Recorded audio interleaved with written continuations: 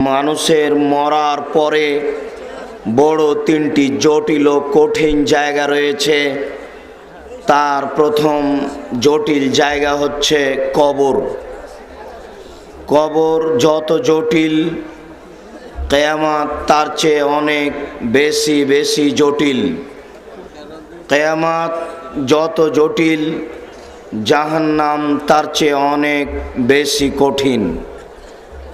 জাহান্নাম যত কঠিন, কিয়ামত তার চেয়ে কিছু কম।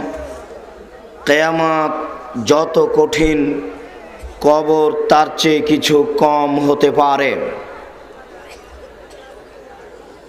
উপস্থিত দ্বীনি বৈঠকের মুসলিম ভাই, আপনারা যে যেখানে আছেন,